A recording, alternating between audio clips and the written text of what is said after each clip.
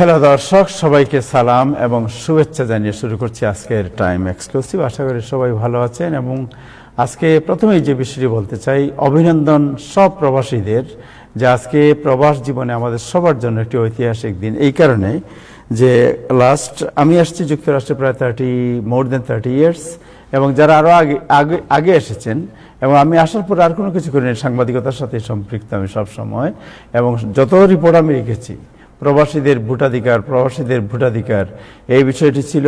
যত রিপোর্ট আমরা করেছি বাংলাদেশ নিয়ে এবং প্রবাসীদের নিয়ে, তার অন্যতম একটি আপনার সাবজেক্ট ছিল প্রবাসীদের ভোটাধিকার। এবং আজকের সেই মহেন্দ্রক্ষণ যে ক্ষণে আপনারা শুনতে পাবেন যে আপনাদের ভোটাধিকারের আনুষ্ঠানিকতা শুরু হয়েছে। এবং আরেকটি বিষয় সর্বশেষ যুগ হয়েছিল যে এনআইডি যখন বাংলাদেশ সরকারের দেয়া শুরু হয়েছে, প্রবাসীদের অনেকেই তারা যুক্তরাষ্ট্রের নাগরিক অথবা অনেকেই আছেন যারা এনআইডি করতে পারেন না, দেশে যেতে হয়, দেশে গিয়ে অনেক বিড়ম্বনা এবং এটা নিয়ে কত আপনার অভিযোগ, আমাদের কত ফোন যে আমরা এনআইডি করতে পারছি না, বাংলাদেশে গিয়ে ব্যাংক অ্যাকাউন্ট করা যায় না, আপনাদের জায়গা জমির আপনারা রেজিস্ট্রেশন করতে পারছেন না এনআইডির কারণে। এবং ওই বিষয়টি আজকে সুরাহা হয়েছে। সো এখন প্রবাস থেকে এই বাংলাদেশ দূতাবাস এবং বিভিন্ন এই কনসুলেট অফিস থেকে আপনারা এনআইডি পাবেন এবং আপনাদের ভোটাধিকারের পুরো বিষয়টি আজকে বিস্তারিত জানাবেন। আমাদের সাথে এই স্টুডিওতে আজকে এসেছেন বাংলাদেশ থেকে যিনি এসেছেন এই বিষয়টি ঘোষণা দেওয়ার জন্য, জনাব আখতার আহমেদ, সিনিয়র সচিব, নির্বাচন কমিশন সচিবালয়। বাংলাদেশ থেকে উনি ছুটে এসেছেন। আপনি জানেন যে বাংলাদেশ নির্বাচন কমিশনের যে আপনার সেক্রেটারি বা সেক্রেটারিয়েট যেটা আছে, এই secretariat, he is the head of the secretariat of the Bangladesh নির্বাচন কমিশন। তিনি আজকে আমাদের স্টুডিওতেই আছেন এবং তিনি আপনাদের সব খবর জানাবেন। সো আমার মনে হয় যে আপনাদের অনেক প্রশ্ন, আমরা ওনাকে অনেকগুলো প্রশ্ন করবো এই বিষয় নিয়ে। তারপরে আপনাদের যদি কারো কোনো প্রশ্ন থাকে, দর্শক যারা আছেন তারা প্রশ্নগুলো আমরা ফোনে নিতে পারবো না, বিকজ ফোনে নিতে যদি যাই তাহলে আমাদের সময় হবে না। সো আপনারা যেটা করতে পারেন যে ফেসবুক পেজে আপনাদের প্রশ্ন যদি আপনারা করেন, তাহলে আমরা ফেসবুক পেজ থেকে প্রশ্নগুলো নিয়ে আপনাদের উত্তর দেওয়ার চেষ্টা করবো। আমরা ওনাকে জানাবো এবং উনি আপনাদের উত্তর দেবেন। যাই হোক, আমাদের সাথে আজকে আরও আছেন নাজমুল হাসান সাহেব আছেন। উনি তো আজকে আপনাদের নিউজ আপডেট জানাবেন। বাট আজকে যেহেতু একটা ঐতিহাসিক মোমেন্ট এবং ঐতিহাসিক ঘোষণা দেওয়া হবে, এই কারণে আমরা আমাদের প্রোগ্রামের যে পদ্ধতিতে একটু পরিবর্তন আজকের দিনের জন্য এসেছি। তা হচ্ছে আজকে আমরা জনাব সিনিয়র সচিব আখতার আহমেদ, ওনার ইন্টারভিউ বা ওনার সাথে কথা বলা দিয়ে শুরু করবো আজকের প্রোগ্রাম। আর নাজমুল ভাই পরে আমাদের সাথে কথা বলেন, বাট উনি আমাদের প্রোগ্রামের সাথে আছেন। উনি হয়তো কোনো কিছু জানার চেষ্টা করুন। আমাদের সাথে আরও আছেন জনাব মোহাম্মদ আলী, যিনি বাংলাদেশ সোসাইটি, যে সংগঠন বাংলাদেশি কমিউনিটির আমরেলা অর্গানাইজেশন, সেই কমিউনিটির সাধারণ সম্পাদক, উনি আমাদের সাথে আছেন। আমাদের সাথে আরও যুক্ত হবেন জনাব ইব্রাহিম চৌধুরী খুকন, তিনিও আজকে আমাদের সাথে যুক্ত হবেন, যিনি প্রথম আলো নর্থ আমেরিকার এডিটর। যাই হোক, শুরু করব আজকে দিনে জনাব আখতার আহমেদকে দিয়ে, যেটা বলছিলাম আপনাদেরকে যে সেই মহেন্দ্রক্ষণ, সেই শুভক্ষণ, যে শুভক্ষণের জন্য দীর্ঘদিন থেকে আপনারা প্রত্যাশা করছিলেন যে আমরা কখন আমাদের ভোটাধিকার পাবো, কখন আমরা এনআইডি আমাদের সহজে আমরা পেতে পারি, এই বিষয়টি আমরা জানার প্রথমেই চেষ্টা করব। যাচ্ছি জনাব আখতার আহমেদ, ওনার কাছে। জনাব আখতার আহমেদ, আপনাকে অভিনন্দন, শুভেচ্ছা। এবং আমি জানি না যে আপনাকে কি দিয়ে আমি বরণ করব, বিকজ আমাদের এই যে এই দাবিগুলো আমি এই প্রবাসী সাংবাদিকতা করি প্রায় 30 বছর অলমোস্ট।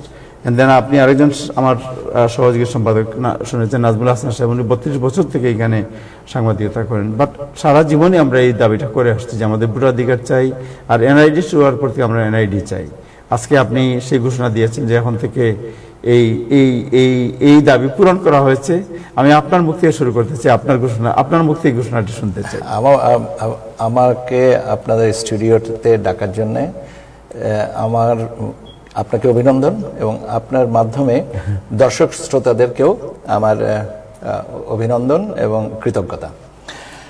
আজকে আসলে দুটো জিনিস এখানে, একটা কার্যক্রম গ্রহণ করা হলো, শুরু হলো, আর আরেকটা শুরু হবে। কার্যক্রম যেটা শুরু করা হয়েছে সেটা হচ্ছে যে ভোটার নিবন্ধন, যেটার উপজাত হিসেবে আমরা পাই এনআইডি কার্ডটা। এখন এইটা দিয়েই শুরু, আর এরপরে হচ্ছে ভোটার নিবন্ধনের পরে এনআইডি দিয়ে নিবন্ধনের মাধ্যমে ভোটাধিকার প্রয়োগ। এইটা কাজে আমি প্রথমেই আপনাকে এনআইডি কার্যক্রম যেটা পপুলার সেটা নিয়ে একটু বলি। জি প্লিজ। মাননীয় প্রধান উপদেষ্টা গত 16ই ডিসেম্বর 2024 তারিখে তার জাতির উদ্দেশ্যে ভাষণে খুব স্পষ্ট করে বলেছেন যে প্রবাসীদেরকে ভোটাধিকারের মধ্যে আনতে হবে। যখন মাননীয় প্রধান উপদেষ্টা বলেন এই কথাটা, তখন এটা আমাদের জন্য একটা প্রতিশ্রুতি বাস্তবায়নের শর্ত হয়ে যায়। তার ধারাবাহিকতায় আমরা এইটা নিয়ে আলোচনা শুরু করি। আমরা প্রাথমিকভাবে 3টা পদ্ধতি নিয়ে আলোচনা করি এবং তার প্রস and cons, strength and weaknesses এগুলো নিয়ে আলোচনা করি এবং একটা গ্রহণযোগ্য সমাধানে আসার জন্য অংশীজনদের সাথে আমরা তথ্য দিতে বলি, আমরা শেয়ার করে আমরা বলি আপনারা আপনাদের মতামত দেন। মতামতের পর্যালোচনায় পরবর্তীতে এটা নির্বাচন কমিশনে সিদ্ধান্ত নেওয়া হয় যে ঠিক আছে পোস্টাল ব্যালটের মাধ্যমে। কিন্তু পোস্টাল ব্যালট স্বাধীনতা উত্তর সময় থেকেই আমাদের আরপিও যেটা, সে আরপিওতে প্রভিশন থাকলেও প্রবাসীরা কখনোই কোনো ভোট দিতে পারেন নাই, যেটা আপনি একটু আগেই বলেছেন। জি। এটার মানে কাঠামোগত বিন্যাসের কারণে, পদ্ধতিগত বিন্যাসের কারণে এটা পারা যায়নি। তো এই জিনিসটাকে সহজ করার জন্য একটা ব্যবস্থা নিতে হবে। সেই ব্যবস্থার আওতায় আমরা এটাকে বলছি এবং যারা অংশীজন তারাও মনে করেন যে পোস্টাল ব্যালটটাই হচ্ছে সবচেয়ে ভালো পদ্ধতি হবে এবং এটাকেই আমরা বলছি যে আমরা আইটি সাপোর্টেড পোস্টাল ব্যালট। জি। তার মানে কি এখানে আইটির একটা অংশ আছে, পোস্টাল ব্যালটটুকু অংশ আছে। তার মানে এটা একটা বলা যেতে পারে hybrid solution. Right. IT supported postal ballot. তাহলে আইটি সাপোর্টেড কতটুকু? নিবন্ধন প্রক্রিয়াটা হচ্ছে, ভোটার রেজিস্ট্রেশনটা হচ্ছে আপনার একটা পদ্ধতি, আর পরবর্তীতে ভোট যখন দিতে হবে সেটার জন্য নিবন্ধনের জন্য ওই ঠিকখানে হচ্ছে আইটি সাপোর্টেড। আমি ওইটার বিষয়ে একটু পরে বলি, আগে আমি যেটা ভোটার হওয়ার ব্যাপারে। ভোটার হতে গেলে তো প্রথমে কথাটা হচ্ছে যে বাংলাদেশি অরিজিনের একটা সূত্র থাকতে হবে। সেই সূত্রের ধারাবাহিকতায় আমরা আপনার কিছু ডকুমেন্ট দিয়ে নিবন্ধন প্রক্রিয়াটা কমপ্লিট করব। ভোটারের জন্য নিবন্ধন, আর ভোটারের যিনি নিবন্ধন করবেন তিনি উপজাত হিসেবে, বাই প্রোডাক্ট হিসেবে একটা এনআইডি পাবেন। তার মানে আমি কথাটাকে যদি ঘুরিয়ে বলি, যার কাছে একটা এনআইডি আছে তিনি বাংলাদেশের ভোটার। এটা সহজ করে। এখন নিবন্ধন যেটা, ভোটার নিবন্ধনের জন্য কি করতে হবে? ভোটার নিবন্ধনের জন্য আমাদেরকে আমরা যে কোনো একটা আবেদন করতে গেলে প্রেসক্রাইব একটা ফর্ম আছে, আমাদের এরকম একটা ফর্ম আছে। এই ফর্মটা কোথায় পাওয়া যাবে? পাওয়া যাবে আমাদের ওয়েবসাইটে। ফর্মটাকে আমরা বলি ফর্ম 2ক। ওকে, সো আপনাদের ওয়েবসাইট বা নির্বাচন কমিশন ওয়েবসাইট? হ্যাঁ, এক্স্যাক্টলি, নির্বাচন কমিশন ওয়েবসাইট। নির্বাচন কমিশন ওয়েবসাইটে কি bd-electioncommission.org ওটা? এখানে আমার এই কার্ডও এটা। আচ্ছা, নির্বাচন কমিশনের ওয়েবসাইটে এটা পাওয়া যাবে। এই ওয়েবসাইটের থেকে আমরা যখন ফর্মটাকে ডাউনলোড করলাম, ডাউনলোড করার পরে এটা ফিল ইন করতে হবে। এখানে আমাদেরকে একটা ডকুমেন্ট আপনার সংগ্রহ করতে হবে। সে ডকুমেন্টটা কি? জন্ম নিবন্ধন। এই জন্ম নিবন্ধনের কাজটা স্থানীয় সরকার বিভাগের আওতায়, এটা directorate of birth and death registrar, তিনি এটা দেন। ওই জন্ম নিবন্ধনের এইটা আমরা যখন পেলাম, এই জন্ম নিবন্ধনের ওই ডকুমেন্টটা দিয়ে আমরা আরো কিছু ডকুমেন্ট আছে, সে আমি বলছি ধারাবাহিকভাবে। ফর্মটা আমরা ফিল আপ করবো। আরো কিছু ডকুমেন্টটা কি? আরো কিছু ডকুমেন্ট হচ্ছে যে মেয়াদ সম্বলিত বাংলাদেশি পাসপোর্ট অথবা মেয়াদ উত্তীর্ণ বাংলাদেশি পাসপোর্ট অথবা বিদেশি পাসপোর্ট। এখন আমেরিকান সিটিজেন, বিদেশি পাসপোর্ট সেটা, অথবা আপনি আমেরিকাতে বসবাস করছেন, বাংলাদেশি 3 জন বের করেন যার এনআইডি আছে, এই তিনজনের সত্যায়নপত্র, হ্যাঁ সত্যায়ন লাগবে, এবং তারও একটা প্রেসক্রাইব ফর্ম আমাদের দেওয়া আছে। আচ্ছা আচ্ছা। তার মানে আমি দেখেন অথবা অথবা অথবা অথবা অথবা মানে তার মানে যাতে পেতে পারে লোকজন, সেইটাকে সহজ করা হয়েছে। এই অথবাটা আগে ছিল না, এটাকে পরবর্তীতে বর্তমান কমিশন মনে করেছে যে এটা দিয়ে আমাদের হতে পারে। এর সাথে লাগবে বাবা মা, আবেদনকারীর বাবা মায়ের। এখন অনেকের একটা প্রশ্ন আছে যে আমার সন্তান তো মার্কিন যুক্তরাষ্ট্রে হয়েছে, তার বাবা মা, তারটা আমি কি করব? তার বাবা মার একটা, কিন্তু মার্কিন যুক্তরাষ্ট্রে যদিও উনি জন্মগ্রহণ করেছেন, তার কাছে তো বাংলাদেশি পাসপোর্ট নেই, কিন্তু বাবা মায়ের তো এনআইডি থাকার কথা। আর যদি তারা ইন্তেকাল করে থেকে থাকেন তাহলে মৃত্যু সনদ, স্থানীয় আপনার যে লোকাল গভর্নমেন্ট ইনস্টিটিউশনস আছে সেখান থেকে একটা, এগুলো না আবার অথবা, যে আপনার যেটা যার জন্য প্রযোজ্য। এর সাথে তার মানে আমরা ডকুমেন্টের রিকোয়ারমেন্টটা কিন্তু মিনিমাম লেভেলে রেখেছে, কিন্তু একটা ডকুমেন্টের কথা আমরা বলছি যে এটা লাগবেই, সেটা হচ্ছে যে জন্ম নিবন্ধন সনদ, যেটা লোকাল গভর্নমেন্ট ডিভিশনের আন্ডারে director department of birth and death registration উনি দিয়ে থাকেন। কেন এটা হচ্ছে আইনের ধারাবাহিকতা, এটা লাগবে। এর সাথে আর কি লাগবে? ওই যে ফর্মটা বলেছি, ওই ফর্মটা ফিল আপ করতে হবে। ফর্মটা ফিল আপ করে আর হচ্ছে একটা এক কপি পাসপোর্ট সাইজ ছবি রঙিন, এটা দিয়ে আপনি এখানে এনআইডির জন্য অ্যাপ্লাই করবেন। এখানে আমাদের কনসুলেট অফিসে এসে আপনাকে চোখের, মানে আমরা বলি রেটিনা, যেটা এফিস, আর আপনার আঙ্গুলের ছাপ, এই দুটো রিকোয়ারমেন্ট, চোখের রেটিনা এন্ড ফিঙ্গারপ্রিন্ট, এই দুটো আপনাকে দিতে হবে। এর জন্য আপনি একটা সময় ঠিক করে নেবেন, মানে অ্যাপয়েন্টমেন্ট করবেন, অ্যাপয়েন্টমেন্ট করে নিয়ে সে সময় এসে আপনি এটা দিবেন। দেওয়ার পরে এই ডকুমেন্টটা আমরা নির্বাচন কমিশন সচিবালয়ে পাবো, এনআইডি উইং। এনআইডি উইং তখন, এনআইডি উইং কি নির্বাচন কমিশনের আন্ডারে? হ্যাঁ, নির্বাচন কমিশনের একটা এনআইডি উইং। এনআইডি উইং এর থেকে তখন আমরা যে আপনি যে ঠিকানাটা দিয়েছেন সেই ঠিকানায় এটাকে আমরা সেই উপজেলা লেভেল পর্যন্ত আমাদের দপ্তরের যারা আছেন তাদের কাছে পাঠিয়ে দিয়ে বলবো যে তথ্যটা দেওয়া হয়েছে, কারণ আপনি আপনার বাবা মায়ের তথ্যটা দিয়েছেন আবেদনকারী, সে তথ্যগুলো সঠিক কিনা।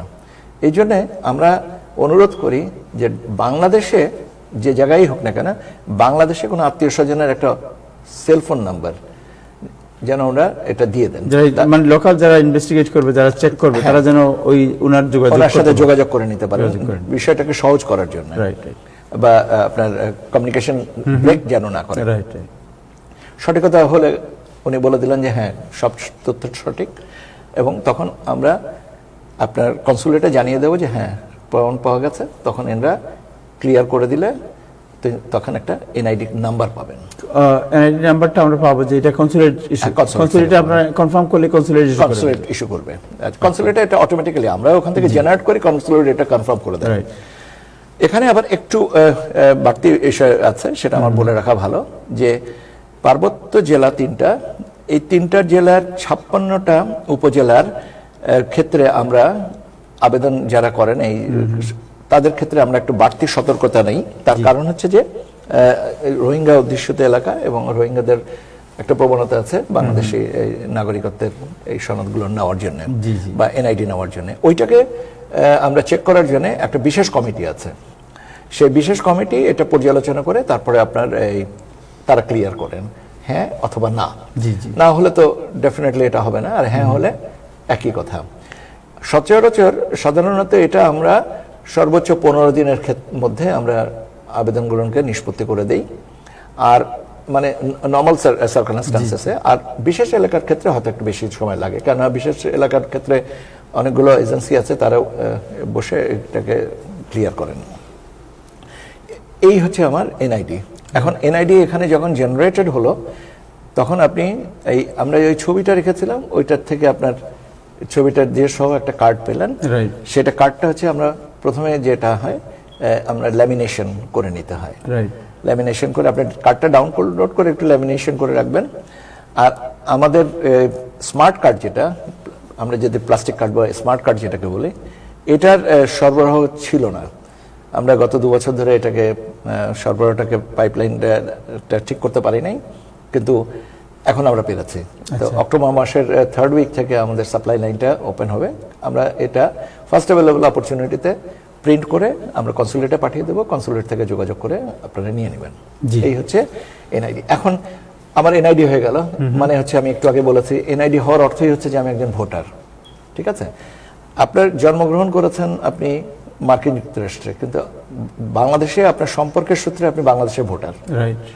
আপনার এটা এখানে কোনো ভুল বোঝাবুঝির মানে সম্পর্কের সূত্রে, মানে আমি সে আবার আমি I born in Bangladesh, but আমি এখানে সিটিজেনশিপ নিয়েছি আমেরিকান, বাট আমার বাংলাদেশে পুরনো পাসপোর্ট আছে বা এক্সকিউজ মি আমার জন্ম নিবন্ধন সার্টিফিকেট আছে, বাট আমার ছেলে মেয়ে এখানে জন্ম নিয়েছে। কিন্তু আপনার কারণে তাদের বাংলাদেশের সূত্র আছে, রাইট রাইট। আমি সেটাই বলছি, উনি বাংলাদেশে মার্কিন যুক্তরাষ্ট্রে যেখানে থাকুক আপনার মাধ্যমে আপনার কারণেই তো ওই জন্য বলছি না যে বাবা মায়ের এনআইডি লাগবে, রাইট, যে এই কারণে যে আমরা যেন এই লিঙ্কটাকে বের করতে পারি, কারণ লিঙ্কটা তো লাগবে। এরপরে আরো কিছু আমরা বাড়তি তথ্য প্রযোজ্য ক্ষেত্রে দেওয়া চাই, যেমন আপনার এডুকেশন সার্টিফিকেট, কারণ আপনার শিক্ষাগত যোগ্যতাটা তো একটা মানদণ্ড এটার। তারপর হচ্ছে আপনার যদি ডুয়াল ন্যাশনালিটি সার্টিফিকেট থাকে সেটা দিলেন।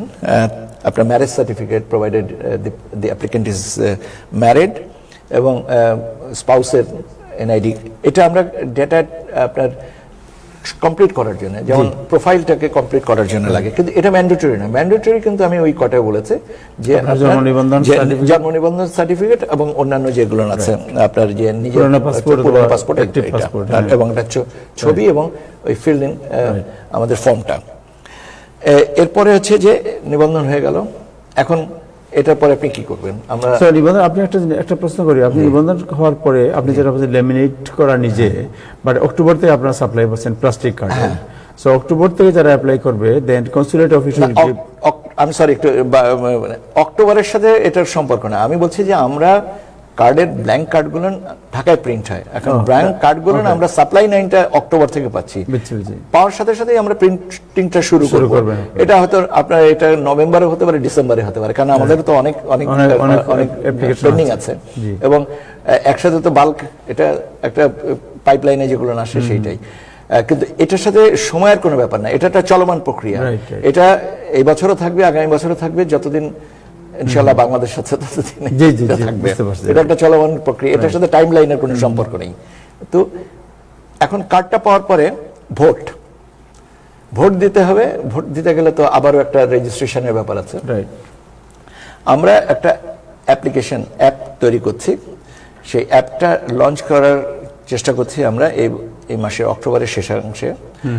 অ্যাপের মাধ্যমে আপনার এটা অ্যাপল স্টোর অথবা নরমাল প্লে স্টোর থেকে অ্যাপটা অ্যান্ড্রয়েড অথবা অ্যাপল স্টোর, আপনি আপনার অ্যান্ড্রয়েড সিস্টেম যেটাই হোক না কেন আপনি ডাউনলোড করলেন। ডাউনলোড করার পরে প্রথমে আমরা চেক করব লাইভলিনেসটা। আপনি ঘাট ডান দিকে মাপ দিকে চোখের পাতা ফেলুন, মুখ নিচু করেন, এক একজনের এটা র্যান্ডমাইজ করে এটা দেওয়া হবে। এটা যখন দেখা গেল যে yes the applicant is not a robot, এটা তখন আমরা বললাম যে হ্যাঁ আপনার নিবন্ধন প্রক্রিয়া শুরু করেন।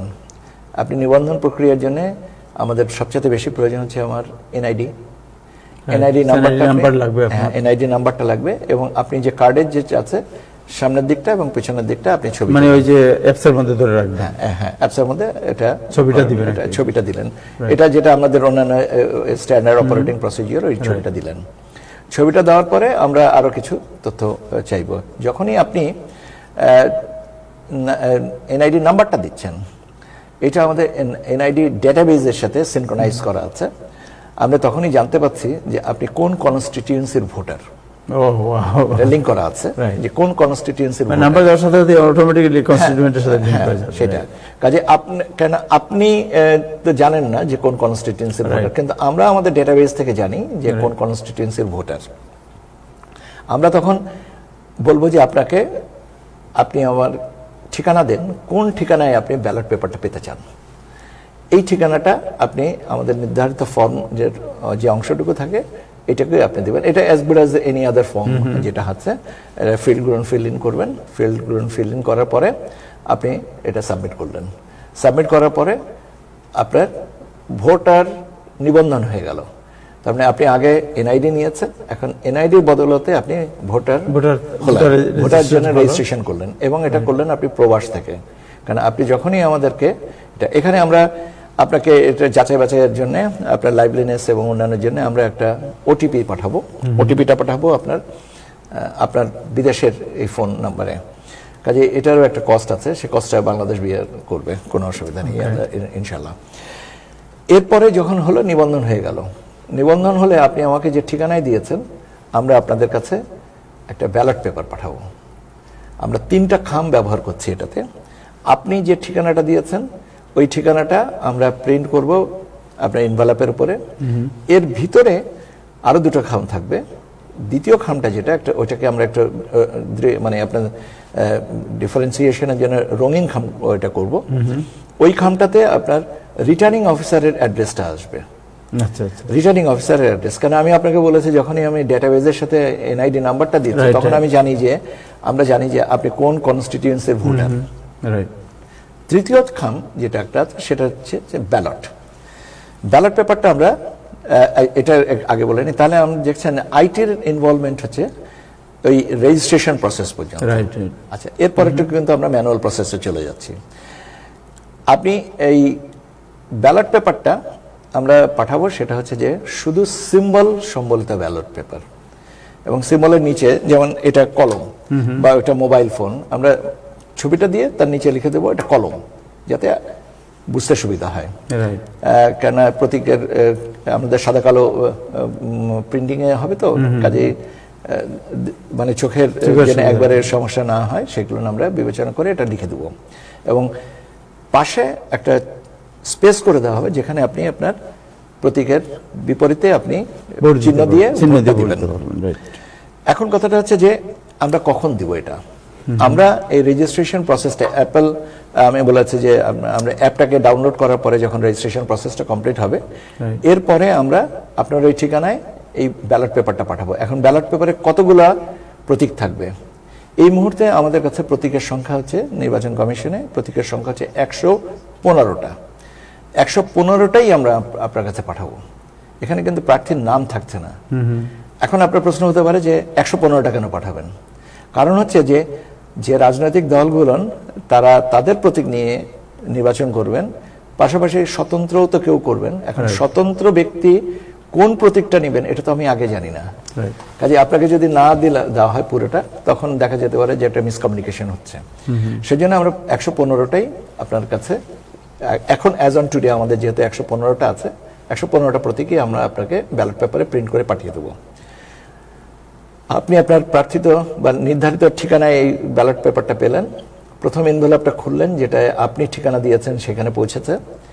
এরপরে দ্বিতীয় এনভেলপটা যেটা ওই বড় এনভেলপের ভিতরে আছে সেখান থেকে আপনি প্রতীকের এনভেলপটা বের করলেন।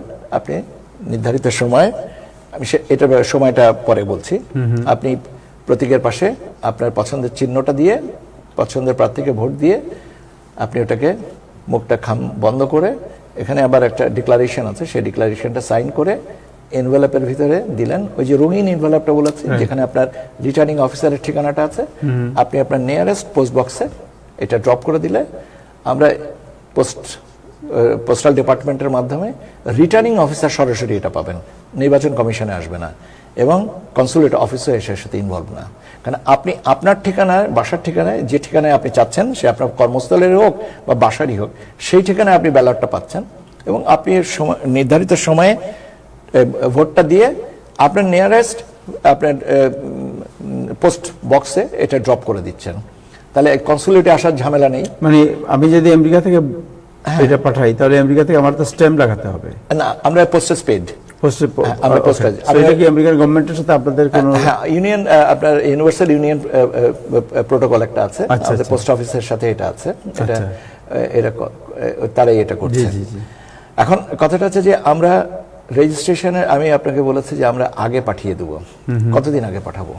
আমরা মোটামুটি ভাবে একটা হিসাব করে ডাক বিভাগের সাথে আমরা আলোচনা করে দেখেছি যে দূরত্ব ভেদে আমাদের একটা চিঠি যে ফেরত আসতে 28 দিন সময় লাগে।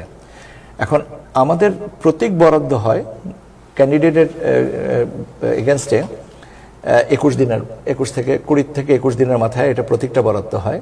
তো এখন আমি যদি এই প্রতীক বরাদ্দের পরে প্রতীক নাম এবং প্রতীক সম্বলিত ব্যালট পেপার পাঠাই, তাহলে আমার 20 দিন, তাহলে 28 দিন তো আমি কভার করতে পারছি না।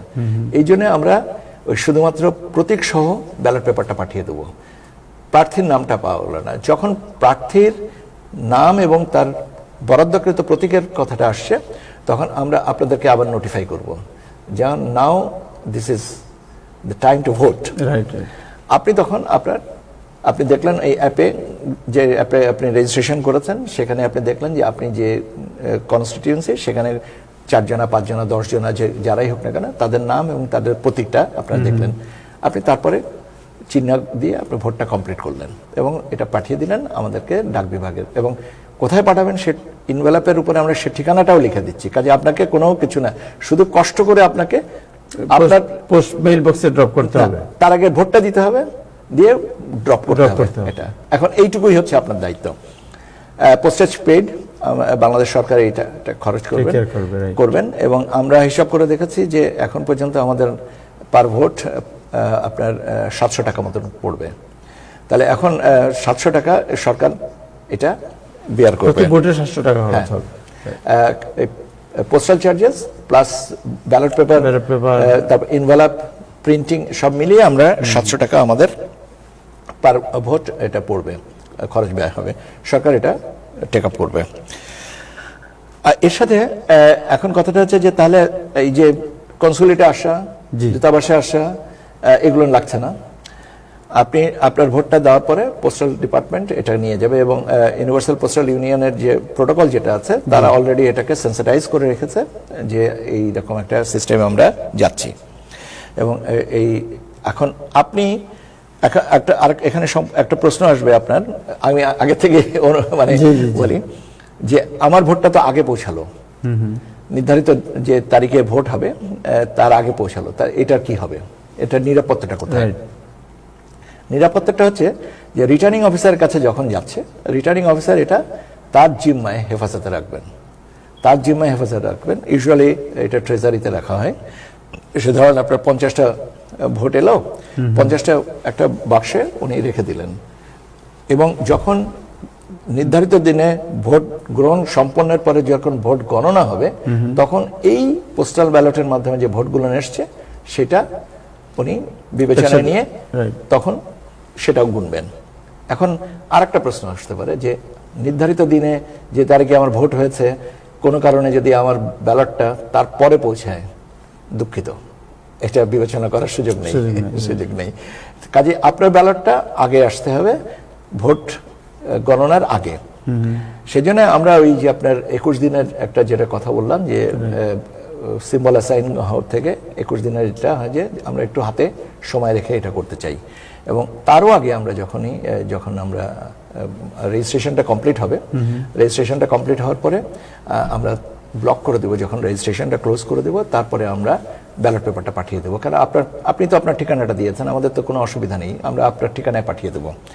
বাকিটুকু হচ্ছে যে আমাদের যারা প্রবাসী ভাই বোনেরা আছেন বা মুরব্বীরা আছেন, তারা তাদের পছন্দের জায়গাটা সময় মতন ব্যালট পৌঁছে দেবেন। এখানে দুটো বিষয় আমার মনে হয় যে উল্লেখ করা ভালো, যে কোনো কারণে যদি মনে করেন যে আপনি যখন ভোট হচ্ছে সেই সময় যদি আপনি বলেন দেশে থাকেন, তখন কি আপনি দেশে ভোট দিতে পারবেন? যখন আপনি প্রবাস থেকে ভোট দিবেন বলে রেজিস্ট্রেশন করেছেন, কিন্তু কোনো কারণে পারিবারিক বা যে কোনো কারণে হোক না কেন ভোটের দিনে আপনি দেশে থাকলেন, আপনি ভোট দিতে পারবেন না। আচ্ছা, তার কারণ হচ্ছে যে আমরা আপনার ভোটার তালিকায় আপনার যারা বিদেশ থেকে প্রবাসী হিসেবে রেজিস্ট্রেশন করবেন, আমরা তাদের নামে পাশে লিখে দিব যে আপনি প্রবাসী ভোটার, ওসিভি আমরা বলি।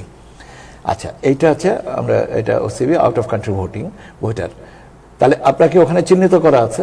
কাজে আপনি যদি যে বলেন যে না আমি দেশে এসেছি, আমাকে এখন ভোট দাও, আমরা বলবো দুঃখিত, আপনি প্রবাস থেকে নিবন্ধন করেছেন, আপনাকে প্রবাস থেকে ভোটটা দিতে হবে। এটা আপনার এখানে। আর একটা হচ্ছে যে রেজিস্ট্রেশনের পরে আপনি আপনার রেজিস্ট্রেশন ঠিকানা পরিবর্তন করতে পারবেন কিনা, এখানেও আমরা আপনাদেরকে নিরুৎসাহিত করছি। কেননা আমাদের এই যে একবার আপনাকে পাঠিয়েছি, দ্বিতীয়বার আবার একই ব্যালট তো পাঠানোর কোনো সুযোগ নেই। কাজে একটা ঠিকানাই আপনি ব্যবহার করবেন যে ঠিকানায় আপনি এটা করছেন। তাহলে ঠিকানা বা রেজিস্ট্রেশন আপনার কি বলে এডিট করার সুযোগ নেই, এবং আপনি রেজিস্ট্রেশন করে দেশে যেয়ে ভোটার দিতে পারতেছেন। এই দুটো জিনিস কিন্তু আমাদের একটু খেয়াল রাখার দরকার। আর এর সাথে যে কস্ট, সেই কস্টের ব্যাপারে আমি তো বলেছি যে বাংলাদেশ সরকার এটা কস্টটাকে নেবেন। এই হচ্ছে আমার মোটামুটি ভাবে এটা। আর আমরা যে অ্যাপটাকে আপনার লঞ্চ করব সেটা হচ্ছে যে পোস্টাল ভোট বিডি অ্যাপের নামটা আমার জানা আছে, কারণ এটা নিয়ে আমরা তো কাজ করছি। এখন আমরা এটা টেস্ট করা হচ্ছে, যে বাগ টেস্টিং যেটাগুলো আছে, যাতে আপনার আইটি তে কোনো রকম ঝামেলা যেন না হয়, সেই জন্য আমরা এটা আপনার টেস্ট করা হচ্ছে। এবং টেস্ট করে আমরা মোটামুটিভাবে আমার ধারণা যে এই মাসের শেষে দিয়ে অক্টোবরের শেষাংশে আমরা এটাকে লঞ্চ করে দেবো। আপনাদের রিজিয়ন ওয়াইজ রেজিস্ট্রেশনটা করবেন, আপনার Europe, America, Middle East, Far East, South East, এইভাবে আমরা রিজিয়ন ভাগ করে করে আমরা করব। এবং রিজিয়ন করে আমরা ভোটার সংখ্যাটা বুঝতে পারবো, কেন কস্টটা মানে আছে এখানে, একটা খরচের ব্যাপার আছে, যেটা 700 টাকা প্রতি ব্যালট বা প্রতি ভোট। তো এটা তো সরকারকে বহন করতে হবে, কাজে একটা তো অনির্ধারিত হবে না, একটা নির্ধারিত পরিমাণ হতে হবে। এই হচ্ছে মোটামুটি ভাবে আমাদের ব্রিফিং এটা। আর এই প্রক্রিয়াটা আমরা, যেহেতু আপনি নিবন্ধন করবেন আপনার বাসায় বসে অ্যাপের মাধ্যমে, এখন আপনি ভোটার হন, আপনি নিবন্ধন ভোটার হওয়ার জন্য যে আজকে কনসুলেটে যে ব্যবস্থাটা চালু করা হলো, এটার মাধ্যমে আপনি ভোটার হন। আর আমরা যখন অ্যাপটা লঞ্চ করব, আমরা আপনাদেরকে জানিয়ে দেব। আমাদের ওয়েবসাইট আছে, আমাদের ফেসবুক আছে, আমাদের ইউটিউব চ্যানেল আছে, আপনারা আছেন। কাজে এই সেন্সিটাইজেশনটা ইনশাল্লাহ আমরা ব্যাপকভাবে জানাতে পারবো। এবং আমরা মনে করি যে এটাতে আমাদের অংশগ্রহণ করার একটা সুযোগ এসছে, আমরা সর্বোত্তম ব্যবহারটা করব। আপনার এই ভোটের জন্য কোনো কেন্দ্রে যেতে হচ্ছে না, আপনি আপনার বাসায় বসে ভোটটা দিবেন, কষ্ট করে ব্যালট পেপারটা নির্ধারিত পোস্ট বক্সে, কাছাকাছি পোস্ট বক্স, সেটাও আবার কোনো জব করে দিবেন, তাহলেই হলো। বাকিটুকু আমরা সামাল দিয়ে নেব ইনশাআল্লাহ। থ্যাংক ইউ সো মাচ জনাব আক্তার সাহেব, আপনাকে অনেক ধন্যবাদ। দর্শক, আপনারা দেখতে পাচ্ছেন আমাদের যে অনুষ্ঠান, এই অনুষ্ঠানে আক্তার আহমেদ, সিনিয়র সচিব, নির্বাচন কমিশন সচিবালয়, এবং তিনি একটু আগে যেটা আপনাদের সবাইকে ঘোষণা দিয়ে জানালেন যে এখন থেকে আপনারা এনআইডি যেটা বাংলাদেশ ন্যাশনাল আইডি কার্ড, এইটা এখান থেকে করতে পারবেন। এবং এই আইডি কার্ড যেটা, এই আইডি কার্ড যখনই আপনি পাবেন তখনই আপনি ভোটের জন্য ভোটার হিসাবে। এখানে আমি আরেকটা জিনিস একটু বলে রাখি, আমরা পুরনো এনআইডি যেটা ল্যামিনেশন করা প্রথম দিকে 2007-08 দিকে যে আছে, কারো কারো এনআইডিতে 13 ডিজিট, 13 ডিজিটের ক্রমিক, কারো কারো ক্ষেত্রে 17 ডিজিট। আর আমরা এখন যেটা প্লাস্টিক কার্ড দেই, আপনার কাছে থাকলে আপনি চেক করে দেখেন, ওখানে 10 ডিজিট। আপনার 10 ডিজিটের হোক নাম্বারটা, 13 ডিজিটের হোক বা 17 ডিজিটের হোক, নাম্বার কিন্তু একটাই। আমাদের মাদার ডকুমেন্টে কিন্তু একটাই নাম্বার আছে, যেটা আপনার এখনকার এই 10 ডিজিটের আছে। কাজে আমারটা পুরনো বলে দুশ্চিন্তা করার কিছু কারণ নেই, আমারটা 13 ডিজিট বলেও দুশ্চিন্তা করার কিছু নেই, আমারটা 17 ডিজিট বলেও চিন্তিত হওয়ার কিছু কারণ নেই। আপনার কাছে এনআইডি থাকলে আপনি ভোটার।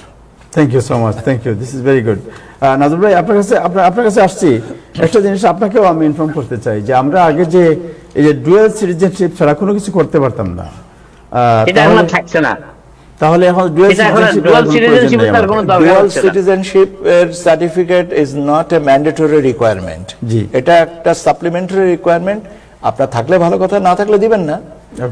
আমি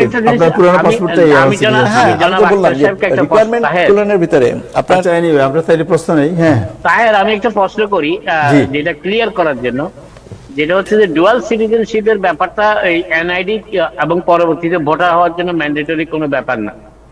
ম্যান্ডেটরি ব্যাপার হচ্ছে বাংলাদেশের বার্থ সার্টিফিকেট, যেটাকে জন্ম সনদ বলা হয়, সেটি হচ্ছে ম্যান্ডেটরি 1 নম্বর। আর 2 নম্বর ম্যান্ডেটরি হচ্ছে বাংলাদেশের কারেন্ট কোনো পাসপোর্ট অথবা এক্সপায়ার্ড পাসপোর্ট, এই দুইটাই তো। জি। আর একটা ছবি। জি। এই 3টা হইলে ম্যান্ডেটরি, বাকিগুলো সাপ্লিমেন্টারি। আচ্ছা, না দিলে বাবা মায়ের এনআইডি প্রযোজ্য ক্ষেত্রে যদি বাবা মায়ের এনআইডি কি অ্যাডাল্টের জন্য লাগবে না চাইল্ডের জন্য লাগবে? না, বাবা মায়ের তো চাইল্ড তো না, 18 বছর না হলে তো নিবন্ধন হবে না, ভোটার হতে পারবেন না। না না, আমি যেটা বলছি যেমন আমার বাবা মার কি লাগবে, আমি যদি হইতে চাই আমার বাবা মার লাগতেছে না। যদি আপনার ছেলে মেয়ে হতে চায়, আপনার ছেলে মেয়ে যারা আমেরিকান বর্ন তারা যদি হতে চায়, সেক্ষেত্রে আপনার এনআইডি লাগবে।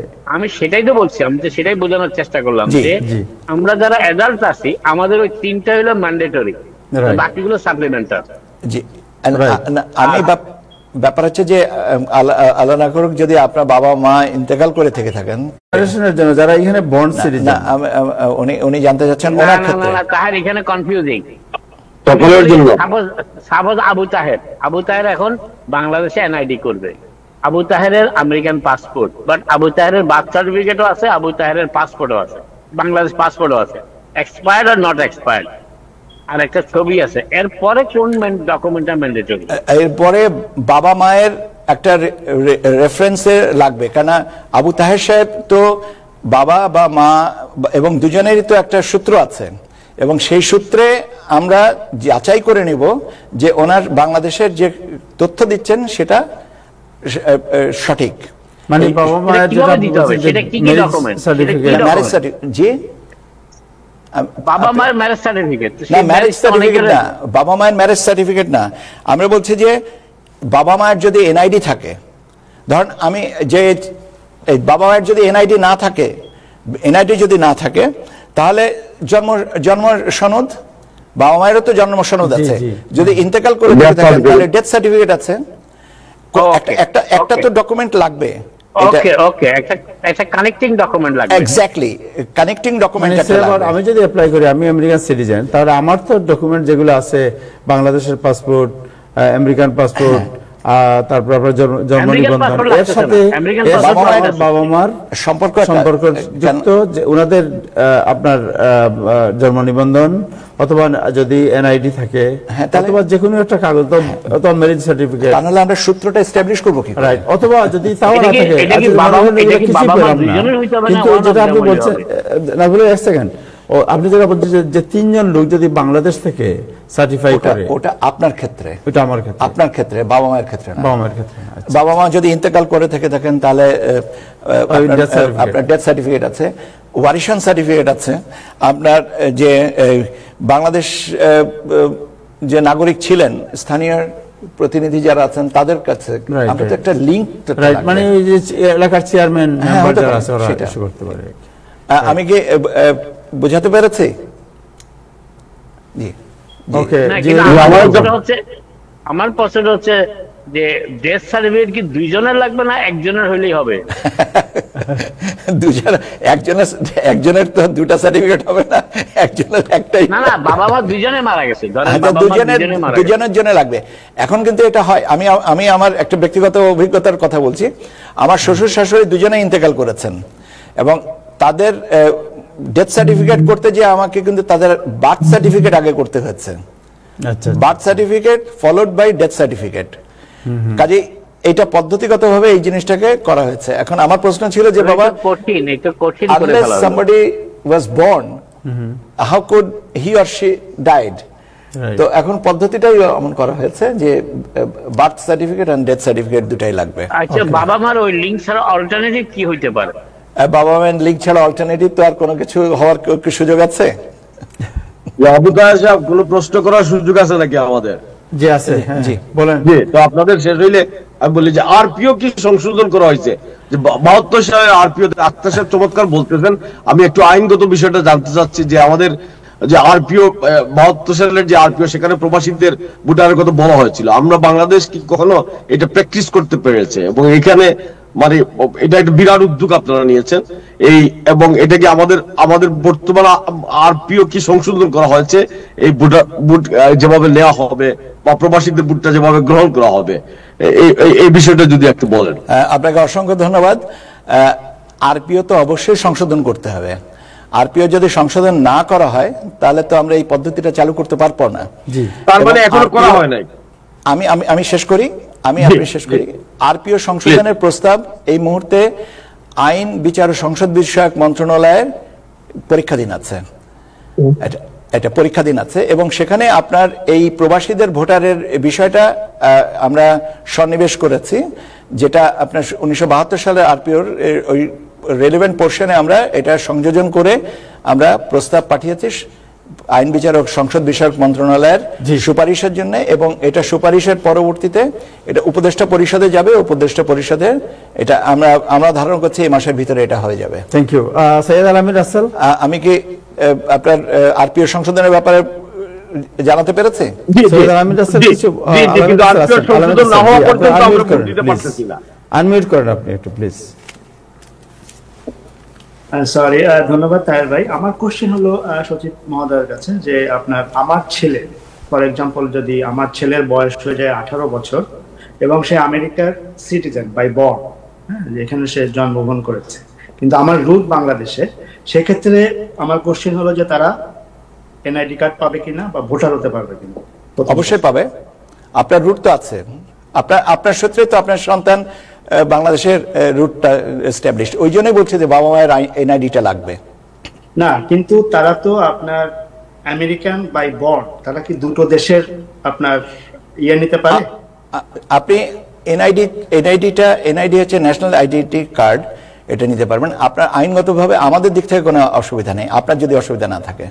মানে আমেরিকাতে যদি আমেরিকান গভর্নমেন্টের আমেরিকান, কারণ আপনার কাছে তো আমরা বলছি যে আপনাকে যে ডকুমেন্টগুলো দিতে হবে সেটা হচ্ছে যে বাংলাদেশের পাসপোর্ট মেয়াদ উত্তীর্ণ হতে পারে, মেয়াদ সহ হতে পারে, অথবা যে দেশে আছেন, যেমন আপনার ক্ষেত্রে আপনি যে প্রশ্নটা করলেন যে ইউএস পাসপোর্টের ডকুমেন্টটা আমাদেরকে দিবেন, শেয়ার করবেন এর সাথে। কিন্তু লিঙ্কটা হচ্ছে আমার কোশ্চেন যেটা, সেটা হলো আলামিন রাসেল যে প্রশ্নটা করছে, আমি বলি, একজন সন্তান আমেরিকাতে জন্ম নিয়েছে, তার দুইটা বার্থ সার্টিফিকেট কিভাবে হবে? দুইটা বার্থ সার্টিফিকেট তো চাচ্ছি না, আমি বলছি যে জন্ম নিবন্ধন বাংলাদেশে করতে হবে। সেখানে আপনি জন্ম নিবন্ধনের তথ্য যেটা দিবেন, সে তথ্য বলবেন যে জন্ম এখন আমেরিকাতে আছে, আমেরিকাতে বর্তমান ঠিকানা, আর স্থায়ী ঠিকানা বাংলাদেশে না। কিন্তু যে ছেলে এইখানে জন্মগ্রহণ করলো, তার কি কোনোভাবে আইনগতভাবে বাংলাদেশে বলেন এখানে বলেন, সে কি বাংলাদেশে বার্থ সার্টিফিকেট নিতে পারবে? তার কি পারবেন? নিচ্ছেন তো? পারবেন তো? না না, নিচ্ছেন এক জিনিস, আর পারবেন তো? পারবেন বলেই তো নিচ্ছেন, পারবেন বলেই তো নিচ্ছেন। হ্যাঁ, রাইট। আমি একটু বলি, সেটা হলো কি যে আমাদের এমন একটা মেসেজ দরকার আমাদের কমিউনিটিতে, সেটা হলো যে আমরা যাতে করে এই দেশে বসেও কোনো আইনগত সমস্যার মধ্যে দিয়ে না যায়। হ্যাঁ, সো বিষয়টা এমন হবে যে বাংলাদেশের জন্য ঠিক আছে, কিন্তু আমি ফর এক্সাম্পল আমি আমার সন্তানকে যদি আমি বাংলাদেশের আপনার এনআইডি কার্ড করে দেই, তাকে বার্থ সার্টিফিকেট যদি আমি করে দেই বাংলাদেশে, সে জন্মগ্রহণ করলো এখানে, কিন্তু আমি বাংলাদেশের বার্থ সার্টিফিকেট দিলাম, বাংলাদেশের পাসপোর্ট সে ক্যারি করছে, তাহলে এইখানে তো আমি যখন শপথ নিলাম তখন তো আমি বাংলাদেশের নাগরিকত্ব ছেড়েই শপথ নিলাম। আমি কি একটু উত্তরটা দিতে পারি? আমরা কিন্তু এনআইডির কথা বলছি, আমরা পাসপোর্টের কথা বলছি না। পাসপোর্ট আমাদের আলোচ্য বিষয়, পাসপোর্টের বিষয়টা স্বরাষ্ট্র মন্ত্রণালয়ের আওতাধীন। আমরা বলছি যে আপনাকে জন্ম নিবন্ধন একটা লাগছে, যেটা আপনার এনআইডি কে এস্টাবলিশ করার জন্য। আপনি এরপরে আপনি কোনো পাসপোর্ট নেবেন কি নেবেন না, আপনি ডুয়াল ন্যাশনালিটি নেবেন কি নেবেন না, এটা কিন্তু আপনার সিদ্ধান্ত। ঠিক আছে, আপনার আসলে আমার মনে হয় বুঝতে পেরেছি। আচ্ছা, মোহাম্মদ আলী ভাই, আপনি আছেন নাকি আমাদের সাথে? আছি, দীর্ঘক্ষণ থেকে অপেক্ষা করছি, কথাগুলি শুনছি। জনাব মোহাম্মদ আলী, উনি হচ্ছে বাংলাদেশ সোসাইটি, যেটা এখানে আমব্রেলা অর্গানাইজেশন, এই সংগঠনের সাধারণ সম্পাদক। আপনাকে আমরা দেখতে পাচ্ছি না, আপনার ভিডিও অফ করা আছে আপনার। আচ্ছা, আমি ভিডিওটা অন করে দিচ্ছি। আমি একটু আসলে বাইরে আছি, জানেন তো বাংলাদেশ সোসাইটি 50 ইয়ার সেলিব্রেশনের বিভিন্ন জায়গায় মানুষদেরকে দাওয়াত দেওয়ার জন্য বেরিয়েছি। জি, প্রশ্ন করুন। জি, আর প্রশ্নটা হচ্ছে, আমি প্রথমে ধন্যবাদ জানাচ্ছি সচিব মহোদয়কে, যিনি আসলে একটা ঐতিহাসিক যে কাজ আজকে আমরা এখানে পেলাম। আপনার কথা অনুযায়ী আমরা বাংলাদেশি প্রবাসী সবাই আনন্দিত যে আমরা অন্তত দেশের সাথে আমাদের একটা কানেক্টিভিটি হয়ে গেল। এটা আমাদের দীর্ঘ 50-60 বছর যারা এখানে ছিলেন তারা, আমি এখানে আমরা এখানে এই জিনিসটা চেয়েছি এবং পেয়েছি। আমাদের আরো অনেক কিছু চাওয়া পাওয়া রয়েছে প্রবাসীদের, অন্তত একটা হয়েছে। এজন্য আপনাদেরকে এবং নতুন গভর্নমেন্টকে ধন্যবাদ জানাচ্ছি, কৃতজ্ঞতা জানাচ্ছি প্রবাসীদের পক্ষ থেকে। এবং আমরা সবসময় বলে থাকি, বিশেষ করে টাইম টেলিভিশনের মাধ্যমে আমরা বহুবার প্রবাসীদের অধিকার বিষয় নিয়ে কথা বলেছি। আমাদের আরো কিছু অধিকার রয়েছে। সর্বকথা হচ্ছে যে প্রবাসীদের জন্য আপনারা সুরক্ষা দেন বা কানেক্টিভিটি যদি আমাদের বেড়ে থাকে, এটা বাংলাদেশের জন্য সবচেয়ে ভালো। অর্থনীতি বলেন, অন্যান্য যেসব বিষয় রয়েছে সেগুলো বলেন, সবকিছুতে কিন্তু আমরা পাবো। আরেকটা জিনিস আমরা চেয়ে নেই, আমরা তো ভোট দিচ্ছি, আমরা তো ভোট নিতেও পারি, এই জিনিসটা কিন্তু বাকি রয়ে গেল। আমরা প্রবাসীরা আমরা নির্বাচনে অংশগ্রহণ করতে পারবো না। এটা আমি সচিব মহোদয়ের কাছে আবেদন করছি, আমাদের প্রধান উপদেষ্টার কাছে এই বিষয়টা জানাবেন। উনি অবশ্য জানে, আমরা সেদিন এনআরবি অনুষ্ঠানে ছিলাম, যে আমাদেরকে সুযোগটা করে দিতে হবে, তাহলে আমরা প্রবাসীরা আরো বেশি কানেক্টিভিটি হতে পারবো, দেশের জন্য কাজ করতে পারবো আমাদের অভিজ্ঞতা দিয়ে। আরেকটা কথা আমি বলি, আপনারা যে এই দেশে যারা জন্মগ্রহণ করেছে, যারা এই দেশে বর্ণ, তাদের জন্য যে আপনারা যে ব্যবস্থা করেছেন, এটা সত্যি একটা যুগান্তকারী একটা পদক্ষেপ নিয়েছেন। আশা করি যে এই দেশের ছেলেমেয়েরাও কিন্তু অনেক মেধাবী, তাদেরকে আমরা কাজে লাগাতে পারবো, দেশে নিয়ে যেতে পারবো। তা আমার মনে হয় যে দেশের এই পাশাপাশি দেশটাকে আরো সবকিছু থেকে মুক্ত করতে হবে, বিশেষ করে দুর্নীতিটা বন্ধ করতে হবে। আর ভোটের কথা বলছেন, আমরা কিন্তু সবাই ভয় পাই, কারণ দিনের ভোট রাতে হচ্ছে, এইবার যেতে এটা না হয়। আমরা এখন পর্যন্ত আশা হত হওয়ার কোনো যৌক্তিক কারণ দেখিনি। এখন ব্যাপার হচ্ছে যে আমাদের অতীত অভিজ্ঞতার বিষয়ে আমি আসলে আমার আজকের আলোচনার বিষয়বস্তু ছিল পদ্ধতিগত ব্যাপারটা। আমি এই পদ্ধতিগত ব্যাপারের মধ্যেই থাকতে চাই। আমাদের কিছু ভিউয়ার যারা আছে, এর মধ্যে অনেকগুলো উত্তর আপনি দিয়ে দিয়েছেন। যেন আনোয়ার চৌধুরী, উনি বলছেন আমি আমেরিকান নাগরিক, কিভাবে এনআইডি করতে পারবো, এটা তো আপনি বলে দিয়েছেন অলরেডি। যেন আনোয়ার চৌধুরী, আপনাকে ধন্যবাদ প্রশ্ন করার জন্য, আপনি উত্তর পেয়ে গেছেন অলরেডি। আরেকজন জনাব আসাদ খান, উনি জানতে চাচ্ছেন I got an ID 7 years ago for 2 years from Bangladesh. How long I have to wait to get the real one? ওকে, আমি একটু আগে বলেছি যে আমাদের এই সাপ্লাই লাইনটা প্লাস্টিক কার্ডের আছে, আর আপনার যে 2 বছরের জন্য আমাদের আমরা যখন এই প্লাস্টিক কার্ডটা যেটা দেই, ল্যামিনেশন কার্ডটা, ওটার পিছনে একটা মেয়াদ দেওয়া থাকে। এই মেয়াদটা আপনার চিন্তিত হওয়ার কোনো কারণে, আপনার কার্ড ভ্যালিড, এবং আমরা যত সম্ভব শীঘ্রই আপনাদেরকে আপনার এই কার্ডগুলো দিব। এই আমি একটু আগে বলেছি যে আমরা 2 বছর এই আপনার যেটা প্লাস্টিক কার্ড আমরা যেটা বলি স্মার্ট কার্ড, এটার সাপ্লাইটা বন্ধ ছিল। আমরা এটাকে ওপেন করেছি এবং আমরা এই মাসের শেষ থেকে আর কি সাপ্লাই লাইনটাকে রিএস্টাবলিশ করব। আমাদের বছরের রিকোয়ারমেন্ট হচ্ছে, আমরা হিসাব করে দেখেছি, বছরের রিকোয়ারমেন্ট হচ্ছে 40 লক্ষ কার্ড, এবং আমাদের ব্যাকলগ যেটা আছে 4 বছরের, এটা আমাদের বাল্ক অলমোস্ট 2,25,00,000 কার্ড আমাদেরকে প্রিন্ট করতে হবে, আমাদের সংগ্রহ করতে হবে। এরপরের থেকে হচ্ছে আমাদের প্রতি বছর আমাদের 40 লক্ষ কার্ড লাগে, কেন একটা কার্ড দিলে তো সেটা ভ্যালিড থাকে, অনেকের কার্ড হারিয়ে যায়, অনেকের ঠিকানা পরিবর্তন হয়, সেটা আবার পুনর্মুদ্রণের জন্য আবেদন করেন। তো সব হিসাব করে আমরা দেখেছি যে মোটামুটি ভাবে 40 লক্ষ কার্ড আমাদের প্রত্যেক বছরে লাগে। আর যে ব্যাকলগ আছে এটা নিয়ে আমাদের 2,25,00,000 কার্ড, 2,25,00,000 কার্ড তার ওভারনাইট হবে না, আমরা আস্তে আস্তে করে এটাকে সাপ্লাই লাইনটা ঠিক করছি। সো জনাব মোহাম্মদ আলী, উনি জানতে চাচ্ছেন US citizen can get N ID? Yes, এটা তো বলছেন ইউএস সিটিজেন পাইতে পারে, এটা বলে দিচ্ছেন আপনি অলরেডি। শামসুদ্দিন চৌধুরী জানতে চাচ্ছেন কি কি ডকুমেন্ট লাগবে, এটা বলে দিচ্ছেন আপনি অলরেডি। মাহবুল হক, উনি বলেছেন মা বাবা বাংলাদেশি সন্তান, আমেরিকা জন্ম, তারা কি এনআইডি পাবে? এটা তো বলছেন ইয়েস, ওরা পাবে। আর সিডনি থেকে একজন জানতে চাচ্ছেন আমরা সিডনি থেকে কি একই টাইমে ভোট দিতে পারবো? তরু ইসলাম নামে একজন সিডনি থেকে জানতে চাচ্ছেন। সো এটা ভোটের ব্যাপারটা তো আমি বললাম যে আপনার অ্যাপের মাধ্যমে রেজিস্ট্রেশন, উনি জানতে চাচ্ছেন উনি সিডনিতে থাকে, সো এই আমেরিকা যে টাইমে দিবেন একই টাইমে সিডনিতে ওরা পাবে কিনা? ব্যাপার আছে যে, আচ্ছা এটা একটা আমার মনে হয় যে এখানে একটু ক্লারিফিকেশন। আমরা ভোটের জন্য আমরা একটা টাইম লাইন ঠিক করে দেব যে আপনি 48 ঘন্টা বা 72 ঘন্টার ভিতর ভোটটা দিবেন। 48 ঘন্টা বা 72 ঘন্টাটা কেন? কারণ হচ্ছে যে তারিখে আপনার কাছে ব্যালটটা পৌঁছালো এবং সেই তারিখেই যে আপনাকে করতে হবে তা না, আপনার ভোটটা কিন্তু, প্রবাসীদের ভোটটা কিন্তু আপনার আগে পৌঁছাচ্ছে। কাজে আপনার এই যে টাইম ল্যাগটা, যে এখন যেমন আমরা এখানে সন্ধ্যায় রাত্রে অলমোস্ট 10টা, তাই না? বাংলাদেশে কিন্তু এখন 8:30। তাহলে এই যে সময়ের পার্থক্যটা আছে এটা বিবেচনায় রেখে, মানে 8:49, 8:49, এই সময়ের বিষয়টা বিবেচনায় রেখে যে যার ভৌগোলিক অবস্থানের থেকে তার ভোটটা তিনি পাঠাবেন। এবং এটা তো পৌঁছাচ্ছে, আমি আপনার বলেছি যে গণনার জন্য এটা কিন্তু আপনার ভোট শেষ হওয়ার আগে পৌঁছাতে হবে। কাজে আপনার টাইমটা ইন্ডিপেন্ডেন্ট, এখানে টাইমটা বড় কথা না, কথাটা হচ্ছে যে আপনি নির্ধারিত সময়ের ভিতরে ভোটটা দিয়ে দেবেন। নির্ধারিত সময় কোনটা, সেটা হচ্ছে যে আমরা যখন জানিয়ে দেবো যে এখন আপনি ভোট শুরু করেন।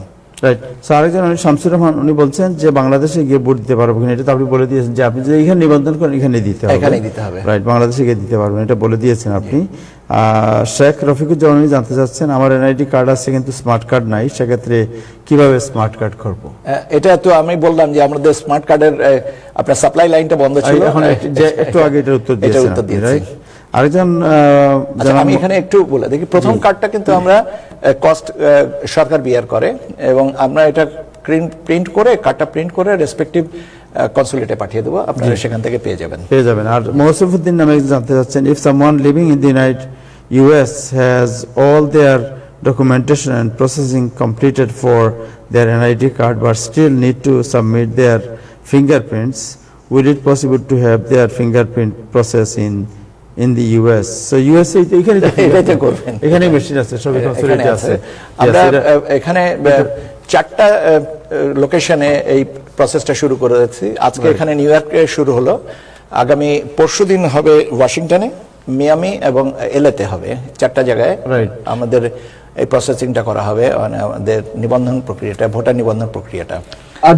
এই জায়গায় আমার একটা প্রশ্ন আছে আবু তাহের, এই যে আজকে থেকে শুরু হলো বা ওয়াশিংটনে হবে, আমাদের দূতাবাসের ওয়েবসাইটে বা কনসুলেটের ওয়েবসাইটে এই তথ্যগুলো বাংলায় বা ইংরেজিতে দেওয়া নাই কেন? মানে আমি এই বিষয়টা বুঝলাম না। আপনি ঘেটেই অনেক প্রবাসীরা এখান থেকেই তো সহজেই উত্তরগুলো পেতে পারতেন। আক্তার সাহেব আমাদের বলতেছেন, অনেকে শুনতেছেন, কিন্তু এই কনসুলেটের লোকজন তাদের ওয়েবসাইটে এটা কেন আপডেট দেন না, বা ওয়াশিংটন এমবাসিতে কেন এটা আপডেট এখনো দেওয়া হলো না? আমি তো বুঝি না।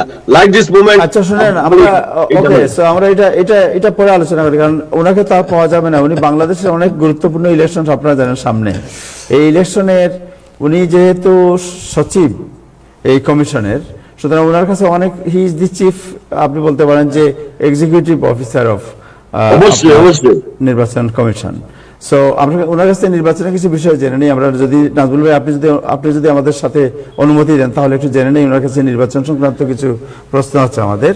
যে প্রথমে জানতে চাই যে এই যে নির্বাচন, যে আপনি জানেন যে সামনে নির্বাচন হবে, এই নির্বাচনকে নিয়ে বাংলাদেশের মানুষের একটা আকাশচুম্বী স্বপ্ন আছে। এটা বাংলাদেশের মানুষ দীর্ঘদিন ভোট দিতে পারে নাই ভালোভাবে। এইবার তত্ত্বাবধায়ক আপনার ইন্টারিম গভর্নমেন্টের প্রধান তিনি বলেছেন যে উৎসাহের সাথে, উল্লাসের সাথে এবং উৎসবের আমেজে মানুষ ভোট দেবে। এটা এই বিষয়টি কিভাবে এনশিওর করবেন আপনারা? হোয়াট কাইন্ড অফ আপনার সিকিউরিটি এন্ড আপনাদের প্রিপারেশন একটু জানি আমরা, যদি আপনি বলেন। মানে বিষয়টা এখন একটু অন্যদিকে যাচ্ছে। জি জি জি জি কাজে আমি যতটুকু সম্ভব এটা বলবো যে হ্যাঁ, ভোটে আমরা মনে করি, বর্তমান নির্বাচন কমিশন মনে করেন যে এদের একটা দায়িত্ব আছে এবং সেই দায়িত্বটা অতীতের মতন আমরা অস্বীকার করি না। জি, যে আমাদের দায়িত্বটা আছে নিরাপত্তার বিষয়টা দেখছে স্বরাষ্ট্র মন্ত্রণালয়। জি, এবং আরপিও সংশোধনের মাধ্যমে সেনাবাহিনীকে নিরাপত্তা দেওয়ার ব্যাপারে আর্ম ফোর্সেস যারা আছেন, সেনাবাহিনী, বিমান বাহিনী এবং নৌবাহিনী, এদেরকেও এই আরপিওর সংশোধনের প্রক্রিয়ায় যেটা আছে, আমাদের একজন শ্রদ্ধাভাজন জিজ্ঞাসা করেছিলেন যে আরপিও সংশোধন করা হচ্ছে কিনা। হ্যাঁ, অনেকগুলা বিষয়ে আরপিও সংশোধনের প্রস্তাব এখনো বিবেচনাধীন আছে, যেখানে আমরা বলছি যে নিরাপত্তার কাজে সেনাবাহিনীকে অন্তর্ভুক্ত করার বিধানটা রাখা আছে। এর সাথে হচ্ছে বাড়তি নিরাপত্তার বিষয়টা রেখে আমরা প্রতি বছরে যেটা করা হয় যে ঝুঁকিপূর্ণ আপনার কেন্দ্রের কথা বিবেচনা করা হয়, একটা অ্যাসেসমেন্ট করা হয়। আর ইন অ্যাডিশন টু দ্যাট আমরা যেটা হচ্ছে পুলিশ বাহিনীকে আরও কি বলা যেতে পারে ঝুঁকাপুঝুঁকি করা এবং তাদের সার্ভিলেন্সটা বাড়ানোর জন্য বডি ওন ক্যামেরা যেটা আছে সেটা স্বরাষ্ট্র মন্ত্রণালয় কেনার উদ্যোগ নিয়েছে। 40,000 বডি ক্যামেরা এখন থাকবে যেটা আছে, পুলিশের কাছে এটা আমরা এরপরে সিসিটিভি কভারেজের কথাও আর কি আছে, এইগুলো করা হচ্ছে। আচরণবিধিতে ব্যাপক পরিবর্তন আনা হয়েছে এবং আচরণবিধিটা আমাদের ওয়েবসাইটে আপনারা ড্রাফটটা পাবেন, এখনো এটা আমরা ফাইনাল ভার্সনটা আপলোড করি নাই, কারণ আচরণবিধির সাথে আবার আরপিওর সংশোধনের কিছু প্রস্তাব সম্পর্কিত আছে। সেই কারণে এখনো যেহেতু আরপিওটা এখনো পর্যন্ত কমপ্লিট হয় নাই, সেই জন্য আচরণবিধিটাও আমরা ফাইনাল করি না, কিন্তু ড্রাফট স্টেজে আমাদের কাছে ফাইনাল আছে। আপনারা অনেকগুলো প্রভিশন ওখানে দেখবেন যে নতুন নতুন প্রভিশন করা হয়েছে এবং এটাকে অর্থবহ করা হয়েছে। মোটা দাগে যেমন আমরা একটা অঙ্গীকার নামা চাচ্ছি, রাজনৈতিক দল এবং রাজনৈতিক দলের থেকে মনোনীত প্রার্থী অঙ্গীকার করবেন যে তারা সবকিছু মেনে চলবেন। এখন মেনে চলার অঙ্গীকার করে মেনে চলাটা তাদের দায়িত্ব এবং স্টেক হোল্ডার্স যারা আছেন তাদের সাথে নিয়ে আলোচনা করে একটা কাঠামো তৈরি করেছে। কাজে আমাদের বিশ্বাস যেটা আমরা সুষ্ঠু নির্বাচন আপনারা করতে পারবেন ইনশাআল্লাহ। ওকে, নির্বাচনের তফসিল বা গেজেট প্রকাশ, তফসিল ঘোষণা প্রথম কবে নাগাদ তফসিল ঘোষণা হবে? এটা আমরা নির্বাচনের যে তারিখটা তার 60 দিন 60 ডেজ মানে নির্বাচন তো ফেব্রুয়ারিতে হওয়ার একটা কথা শোনা যাচ্ছে। নির্বাচনটা মাননীয় প্রধান উপদেষ্টার দপ্তর থেকে মুখ্য সচিব যে আমাদেরকে চিঠি লিখে জানিয়েছেন, বলেছেন যে আগামী রমজানের আগে, তো রমজানের আগে এটা নির্বাচনটা করতে। তা আমরা যদি সেই হিসাবে করি যে তারিখটা নির্ধারণ করা হবে, এটা তারিখটা এখনো পর্যন্ত নির্বাচন কমিশন নির্ধারণ করেনি, তার 60 দিন আগে তফসিলটা ঘোষণা করা হবে। নির্বাচন আচরণবিধি যেটা বললেন যে কোনো প্রার্থী যদি আচরণবিধি ভঙ্গ করে তাহলে কি তার ক্যান্ডিডেসি বাতিল হয়ে যাবে না? আচ্ছা, প্রার্থী যদি আচরণবিধি, তারা বললাম তো একটু ডিটারেন্ট হিসেবে আপনার যে আপনার তাদেরকে সংশোধনের ব্যবস্থা, আইনগত ব্যবস্থা নেওয়া হবে, এটা ব্যবস্থা নেওয়া হবে। এখন ডিপেন্ডিং অন দ্য সিচুয়েশন এটা মাত্রাগত। নির্বাচন কমিশনের যে আচরণবিধির কথা যেটা বলছেন নাজমুল ভাই, আপনি শুনবেন এটা ব্যাপারটি, আমার মনে হয় আপনি আরো ভালো জানবেন। সেটা হচ্ছে যে আপনি যে আচরণবিধি, যেমন ধরেন কেউ রঙিন পোস্টার ছাপতে পারবে না, রাইট? পাবলিসিটি, নিজস্ব পাবলিসিটি একটা বিভিন্ন একটা ক্রাইটেরিয়া আছে, কিভাবে পাবলিসিটি করবেন আপনি, আপনার প্রতিপক্ষের সাথে কিরকম করবেন, আপনার পাবলিসিটিটা কোন পর্যায়ে যাবে। কিন্তু বর্তমানে সোশ্যাল মিডিয়ার যুগ, আপনি জানেন, এআই এর যুগ। এই সোশ্যাল মিডিয়া এবং এআই কে নির্বাচন কমিশন কিভাবে হ্যান্ডেল করবে? এটার জন্য AI it's a big threat. এটা নিঃসন্দেহে বলা যেতে পারে যে AI generated misinformation, disinformation, fake news, deep fake, এই ধরনের আমরা যাই বলি না কেন, এটা কাউকে অবমূল্যায়ন করে, তাকে হীনমন্যতার দিকে নিয়ে যাওয়ার এবং মিথ্যা তথ্য দেওয়ার বিষয়গুলো নিয়ে আমরা টাস্ক ফোর্স আমরা তৈরি করছি। এটা এবং এখন কতটা পর্যন্ত এটা বিস্তৃত হবে এটা নির্ভর করছে যে আমরা কোন লেভেল পর্যন্ত আমরা কে অ্যাটেন্ড করব। তবে সর্বাত্মক প্রচেষ্টা থাকবে এটাকে। আমরা এখানে আমি একটু যেটা বলতে চাই সেটা হচ্ছে যে নির্বাচন সংক্রান্ত বিষয়ে তথ্য প্রবাহ, অবাধ তথ্য প্রবাহ নির্বাচন কমিশন থেকে কিন্তু আমরা নিয়মিতভাবে বলছি এবং সপ্তাহে আমরা ন্যূনতম 2 বার, কখনো কখনো 3 বারও আমরা মিডিয়াতে আমরা কথা বলি। আমি বলি, আমাদের একজন মাননীয় কমিশনার মহোদয় আছেন, তিনিও বলেন। আমরা এটা কেন বলি যে good information will wipe out bad information. কেন, যদি এআই জেনারেটেড একটা ফেক নিউজ হয় এবং সেটার সূত্রটা যদি দেশের বাইরে হয়, তাহলে এটাকে লিঙ্ক করে আইনের আওতায় আনা কঠিন। সেক্ষেত্রে বরং আমরা সঠিক ইনফরমেশনটাকে যদি সময় মতন পাস করতে পারি, তাহলে ক্রেডিবিলিটিটা এস্টাবলিশড হবে। এটা এখন পর্যন্ত। আর এর সাথে আইনগত ব্যাপারগুলো আছে যে কেউ যদি ভুল তথ্য দেয় তাহলে আইনের আওতায় আনা, তাকে শাস্তিমূলক ব্যবস্থা দেওয়া, সেটাগুলো পর্যায়ক্রমিকভাবে। কিন্তু আমরা এখন পর্যন্ত কোনো তথ্য যেটা আমরা দেওয়ার মতন কমিশন থেকে দেওয়া, নির্বাচন কমিশন থেকে দেওয়ার মতন যে তথ্য, আমরা কোনোটাই চাপিয়ে রাখিনি। আমরা নিয়মিতভাবে বলেছি যে আজকে কোনো ইনফরমেশন নাই, আজকে কোনো তথ্য নেই, আগামীকালকে যদি হয় আগামীকালকে বলবো। এটা আমাদের মিডিয়া ইজ ভেরি ভাইব্রেন্ট এবং আমাদের ইলেকশন কমিশনে যে মিডিয়া যে ইলেকশন কমিশন বিট যেটা আছে সেখানে প্রায় 95 জন। একটা প্রশ্ন অনেকের আছে, আমি করি আপনার একটু যদি নাজমুল ভাই, do you have any question নির্বাচন নিয়ে? ওকে, সো আমি একটা প্রশ্ন করি, সেটা হচ্ছে যে নির্বাচন কমিশন হচ্ছে আপনার সাংবিধানিক একটি কমিশন। এই বাংলাদেশের নির্বাচন কমিশন নিয়ে অলওয়েজ কোয়েশ্চন হয় এর নিরপেক্ষতা এবং তার আপনার পাওয়ার নিয়ে, যে নির্বাচন কমিশনের এই পাওয়ার আছে কিনা। অথচ নির্বাচন কমিশনকে সংবিধান কিন্তু পাওয়ার দিয়েছে সেই ইচ্ছা মতো এটাকে এক্সারসাইজ করার জন্য। আপনারা কি এটা মনে করেন যে এই বর্তমান যে পরিবেশ, এই পরিবেশে এটা পৃথিবীতে একটা দৃষ্টান্ত স্থাপন করার মতো কিছু করতে পারবেন? যে তাই না হতো তাহলে আজকে আমি আপনার সামনে এখানে দাঁড়িয়ে কথা বলতাম না। আচ্ছা আচ্ছা, আমি উত্তরটা একটু ঘুরিয়ে বললাম। জি জি জি। এখন পর্যন্ত আমি আমার জানা মতে কোনো জায়গা থেকে নির্বাচন কমিশনকে এতটুকু প্রভাবিত করার চেষ্টা করা হয়নি। নিজের স্বাধীনতা এবং স্বাধীনতা মানে কি? অবাধ স্বাধীনতা, সিদ্ধান্ত গ্রহণের স্বাধীনতা এবং কার্যকর করার বিষয়টা। যেমন আপনি প্রবাসীদের ভোটের বিষয়টা চিন্তা করে দেখেন, কাগজে ছিল, ডকুমেন্টে ছিল। আমাদের একজন শ্রোতা মানে দর্শক বলেছেন যে আরপিও সংশোধনের ব্যাপার, অতীতে ছিল তো এই প্রভিশন, কিন্তু এটা কার্যকর করা হয়নি।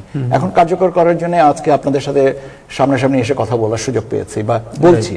এবং এটা তো আমি বললাম যে 4টা জায়গায় লোকেশনে, এইটা ইউএসএতে 4টা লোকেশনে এটা করা হচ্ছে। এরকম আমরা 40টা দেশে করার কথা। এখন পর্যন্ত আমরা 10টা দেশে কার্যকর করা হয়েছে, অস্ট্রেলিয়াতে এবং লাস্টলি কানাডাতে করা হয়েছে, ইউএসএতে হলো।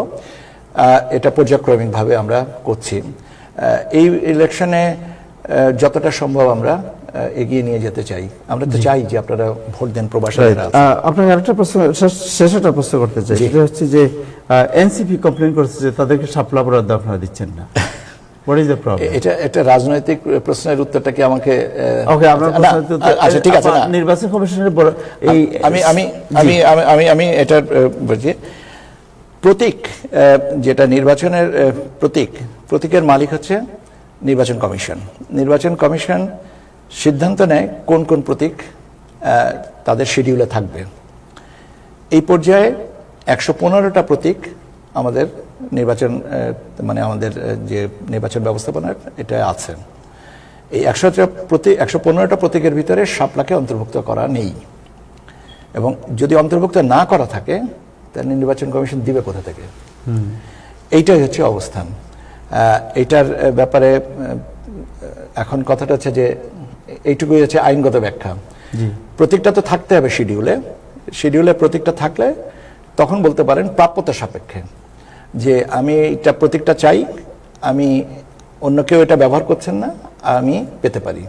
এবং সেটা নির্বাচন কমিশন তার জন্য সেই রাজনৈতিক দল এর জন্য সংরক্ষণ করেন। এখন যেটা সংরক্ষিত প্রতীক সেটা অন্য কেউ ব্যবহার করতে পারবেন না। আর যে প্রতীকগুলো বরাদ্দযোগ্য আছে সেটা থেকে একজন একটা চাইতে হবে, কিন্তু যে প্রতীকটা তফসিলে নাই সেটা দেওয়ার সুযোগটা আমার মনে হয় যে এনে আর আমার দিক থেকে আর এর বাইরে বলার সুযোগ নেই। আচ্ছা, সো আমাদের দুজন দর্শকের দুটো ছোট কোয়েশন আছে, আপনি যদি একটু বলে, জাস্ট আমাদের সময় কমের পর আমরা নিউজ শুনবো। যে মেয়রকৃত পোস্টাল রিটার্নিং অফিসার পেয়েছেন কিনা তা জানা যাবে, নিশ্চিত হবো কিভাবে?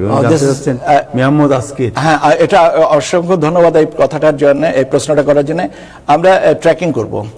আমরা যেমন ট্র্যাকিং করার ব্যবস্থা আছে, জি, আপনি ট্র্যাকিং করে জানতে পারবেন যে আপনার ব্যালটটার সময় কখন এটা বা কোন পর্যায়ে এটা পৌঁছেছে। ট্র্যাকিংটা আমরা ট্র্যাকিং করা যাবে। হ্যাঁ, ট্র্যাকিং এর ব্যবস্থা করব। আর আরেকটা হচ্ছে বারকোড দিয়ে ট্র্যাকিং করা হবে। আর কিউআর কোড দিয়ে আপনি যখন এনভেলপটা পেলেন তখন মানে আপনার ঠিকানা আপনি এনভেলপটা পেলেন তখন কিউআর কোড দিয়ে আপনি রিড করলে আমরা বুঝতে পারবো যে আপনার কাছে ব্যালটটা পৌঁছেছে। দুই দিকেই আপ এন্ড ডাউন দুই দিকে একটা ট্র্যাকিং সিস্টেম আছে। আপনাকে প্রশ্নের জন্য ধন্যবাদ, আমি এটা ভুল মিস করেছিলাম, আপনি মনে করিয়ে দিয়েছেন, আপনাকে অসংখ্য thank you so much. Abdul Chowdhury জানতে চাচ্ছেন, বাবা বাংলাদেশি মা বাংলাদেশি নয়, এই অবস্থায় কি করতে হবে? মানে মা ফরেনার, বাবা বাংলাদেশি, অসুবিধা নেই তো? আচ্ছা, বাবার সূত্রে তো মা। আচ্ছা আচ্ছা, মা বাংলাদেশি। আর if father and mother divorce, how can children get NID? ব্যাপার হচ্ছে যে এই বিষয়টা তো এনআইডি সাথে তো বাবা মায়ের সম্পর্কের বিষয়টা না, বাবা মায়ের আমরা বলেছি যে আপনাকে জন্ম নিবন্ধন করতে হবে। এখন একজনের সাথে জন্মের সাথে তো একজন বাবা এবং একজন মা লাগবে। জি, এখন সম্পর্কের সূত্রটা যেটাই হোক না কেন, অবস্থানটা যেটাই হোক না কেন, বাবা তো একজন ছিলেন, মাও একজন ছিলেন, আমরা ওই নামটা চাচ্ছি। তো thank you so much, thank you, আপনাকে অনেক ধন্যবাদ। Anybody have any other question? Majul ভাই, আলামিন রাসেল ভাই, ইব্রাহিম এনি কোয়েশ্চেন? না, অনেক অনেক ধন্যবাদ আক্তার সাহেব, আমাদের অনেক সময় দিয়েছেন। অনেক সময় দিয়েছেন, ওনার সামনে যাওয়ার কথা ছিল। যদি থাকা অবস্থায় আমাদের কনসুলেট এবং মানে কনসুলেটের ওয়েবসাইটে এবং আমাদের ওয়াশিংটন দূতাবাসের ওয়েবসাইটে যদি এটা একটু প্রকাশের ব্যবস্থা করে যান, আমরা ওখান থেকে তথ্য সংগ্রহ করতে পারবো। আমি আপনাদেরকে একটু এটা বলে আশ্বস্ত করতে চাচ্ছি, দেখেন আজকে কিন্তু আমি ভোট নিয়ে কথা বলার কথা ছিল না, আজকে ভোটার হওয়ার নিবন্ধন বা এনআইডি নিয়ে কথা। কিন্তু যেহেতু এটা নিয়ে আমরা অনেকটা কাজ এগিয়েছি, সেজন্য আমি দুটো বিষয়ে আপনাদের সাথে কথা বলেছি। কিভাবে প্রবাসীরা ভোট দিবেন, নিবন্ধন প্রক্রিয়ায় পদ্ধতিটা কি হবে, আমরা ছোট ছোট করে ভিডিও ক্লিপ করে আপলোড করব এবং সেই কাজটা আমরা এগিয়ে নিচ্ছি। এখন এটা আমাদেরকে দুটো আন্তর্জাতিক সংস্থা এটা আমাদের সহযোগিতা করছে না, যে ক্লিপগুলো তৈরি করতে, যে নিবন্ধন কিভাবে কমপ্লিট করবেন, ভোটার হওয়ার কি করে আপনি নিবন্ধন কমপ্লিট করবেন প্রবাসী ভোটার রেজিস্ট্রেশনের জন্য, কিভাবে আপনি 3টা ইনভেলপের চেহারাটা কি হবে, ব্যালট পেপারের চেহারাটা কি হবে, এই জিনিসগুলো আমরা ছোট ছোট ভিডিও ক্লিপ করে আমরা আপলোড করব। এবং আমরা যখন এগুলো আপলোড করব আমরা মিডিয়াতে জানিয়ে দেব, দূতাবাসগুলোকেও আমরা সেটা দিব। আপনি এবং এই যেমন আজকে আমি যেটা বলছি, আমি জানি না আমি দেখাতে পারি, এই যে কাগজটা, এখানে কিন্তু আপনার এই যে প্রবাসী বাংলাদেশিদের ভোটার নিবন্ধন ও জাতীয় পরিচয়পত্র প্রণয়ন সংক্রান্ত যে রিকোয়ারমেন্টস গুলো আছে, এটা কিন্তু এই কাগজটা কিন্তু আমাদের ওয়েবসাইটে আছে। ওয়েবসাইটটা আমি বলে দিই আবার, এখন www.ecs.gov.bd এই ওয়েবসাইট। এখানে আমি বলছি যে আমরা পররাষ্ট্র মন্ত্রণালয়কে এই কাগজটা দিয়েছি এবং বলেছে যে আপনারা আপনাদের দূতাবাসগুলোকে জানিয়ে দেন, এই যেন তাদের ওয়েবসাইটে এটা দেওয়া থাকে। ওয়েবসাইটে আছে, ফেসবুকেও আছে। আমি এটা কাজেই কেন অনেকে ওয়েবসাইটে অ্যাক্সেস করেন না, ফেসবুকে অ্যাক্সেস করেন, যেটাই হোক না কেন এটা মাস লেভেলে এটা জানাজানির ব্যবস্থা আমরা রেখেছি এবং ইনশাল্লাহ এটা এখন উৎসাহটা তো দেখছি, অতএব এটা এখন দায়িত্ব আমাদের, আপনারাও দায়িত্ব নিয়ে দেখেন এবং আমার মনে হয় যে আমরা একটা ভালো কিছুর দিকে নিশ্চয়ই নিশ্চিত করতে পারবো। থ্যাংক ইউ সো মাচ, আপনাকে অনেক ধন্যবাদ। দর্শক, এতক্ষণ আমরা আলোচনা করলাম জনাব আখতার আহমেদ, সিনিয়র সচিব, নির্বাচন কমিশন সচিবালয়, বাংলাদেশ নির্বাচন কমিশন। আপনাকে অনেক ধন্যবাদ, আমাদেরকে অনেক সময় দিয়েছেন আপনি। বাট একটু অপেক্ষা করে আমরা একটু নিউজ আপডেট শুনবো। নাজমুল হাসান, এখন যাচ্ছি নাজমুল হাসান ভাইয়ের কাছে, যেটা আজকে মনে করেছিলাম যে এটা জনগুরুত্বপূর্ণ বিষয়, যেটা আগে দিয়েছিলাম। এখন নাজমুল হাসান ভাই আপনাদের নিউজ আপডেট জানাবেন। নাজমুল হাসান। ধন্যবাদ। আমি জানি না দর্শকদের এতক্ষণ ধৈর্য আছে কিনা আর কিছু শোনার জন্য, কারণ প্রায় দীর্ঘ 67 মিনিটের এই অনুষ্ঠান অলরেডি, কারণ এতক্ষণ ধরে সবাই ধৈর্য রাখতে পারছেন কিনা জানি না, তবে আমি চেষ্টা করি আপডেটটা দিয়ে রাখার জন্য। আজকে শুক্রবার, অক্টোবর মাসের 3 তারিখ। হামাস শেষ পর্যন্ত রাজি হয়েছে প্রেসিডেন্ট ট্রাম্পের তিনি যে সময়সীমা বেঁধে দিয়েছিলেন হামাসকে, যে ইসরায়েলের সাথে যুদ্ধ বন্ধ করার ব্যাপারে চুক্তি আসার জন্য, সেটা হামাস অবশ্য রাজি হয়েছে। এবং ইসরায়েল প্রেসিডেন্ট ট্রাম্প হামাসের যে শর্ত সেটার ব্যাপারে এবার খুব একটা বাড়াবাড়ি করেননি, তিনি কোনো আপত্তিও করেননি, তিনি মেনে নিয়েছেন হামাসের শর্তের বিষয়টি এবং তিনি হামাসকে সময়ও বেঁধে দিয়েছেন।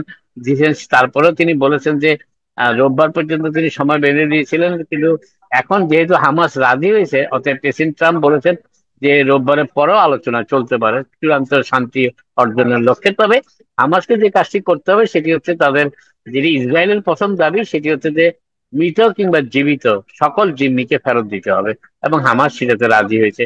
তবে তারা যে শর্তটা দিয়েছে সেই শর্তের ব্যাপারে প্রেসিডেন্টরা অবশ্য হামাসের শর্তের ব্যাপারে বিরোধিতা করেননি। তবে তিনি যে হামাসের শর্তটা দিয়েছে সেটি হচ্ছে যে ইসরায়েল কখন গাজা থেকে সরে যাবে সেটির একটি টাইমলাইন জানাতে হবে। এবং আরেকটি বিষয় তারা বলেছে যে ইতিমধ্যে ইসরায়েল যেন আক্রমণ বন্ধ করে দেয়, কারণ তারা লাগাতার আক্রমণ চালিয়ে যাচ্ছিল। এবং এই ব্যাপারে প্রেসিডেন্ট ট্রাম্প অবশ্য বলেছেন যে তিনি ইসরায়েলকে জানাবেন যে ইসরায়েল যেন আর কোনো আক্রমণ গাজায় না করে।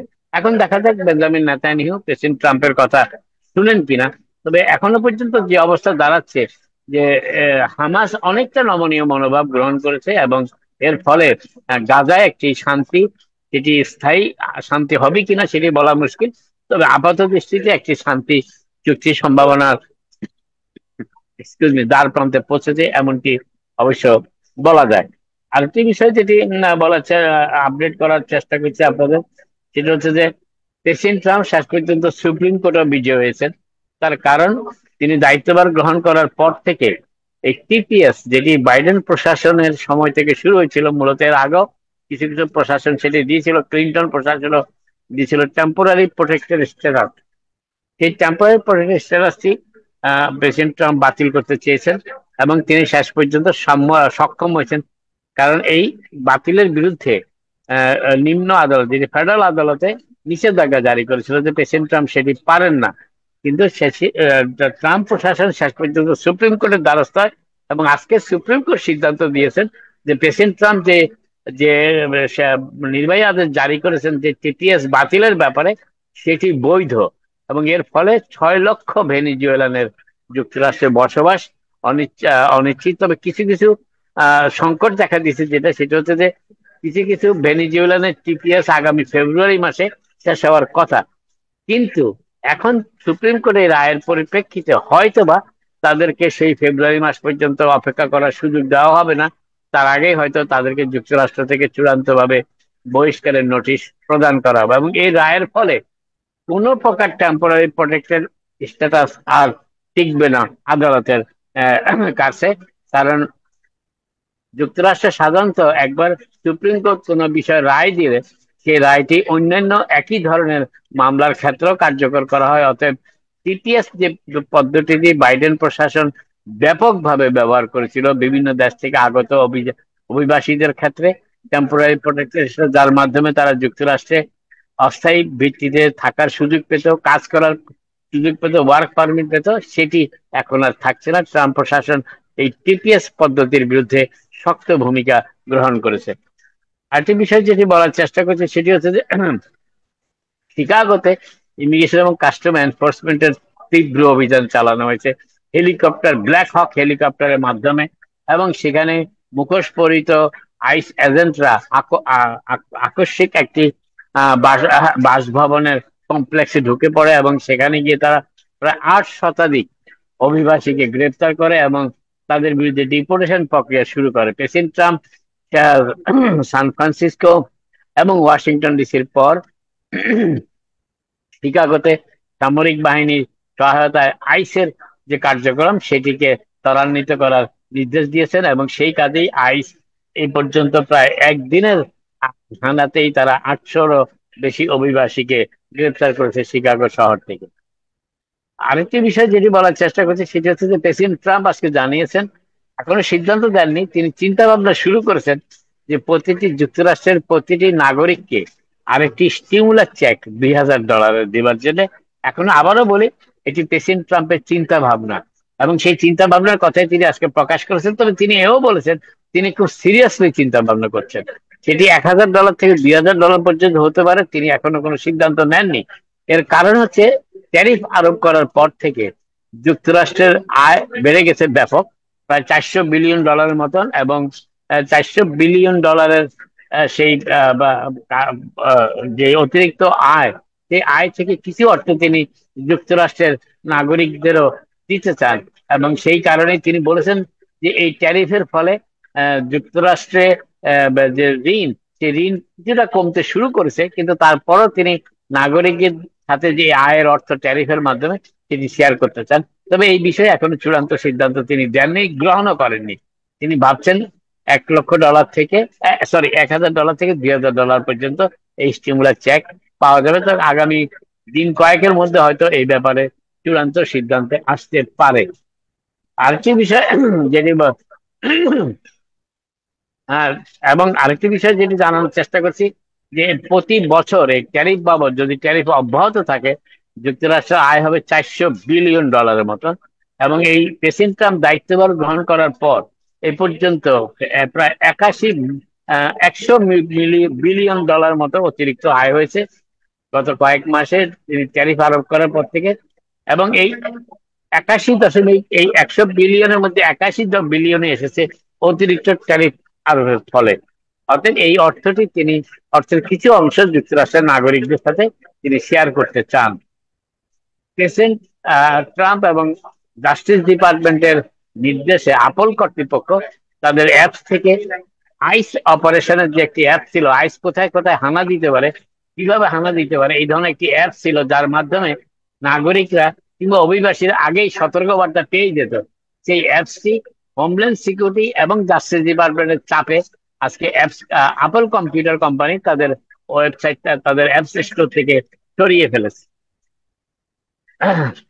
যুক্তরাষ্ট্র নিউ ইয়র্ক সিটি মেয়র নির্বাচনটি জমে উঠেছে শেষ পর্যন্ত, এবং একজন ডেমোক্রেট, আজকে নিউ ইয়র্ক পোস্ট খবর দিচ্ছে যে জ্যাকসনাইট বাংলাদেশি বিজনেস অ্যাসোসিয়েশনের সেক্রেটারি ফাহাদ সুলেমান, যিনি এতদিন জোহরান মামদানির সমর্থক ছিলেন, তিনি তার সমর্থন এখন অ্যান্ড্রু কুমোকে দিয়েছেন। এবং অ্যান্ড্রু কুমো তিনি জোহরান মামদানির বিশেষ করে প্রস্টিটিউশন বৈধ করার যে বিষয়টি, সেই বিষয়ের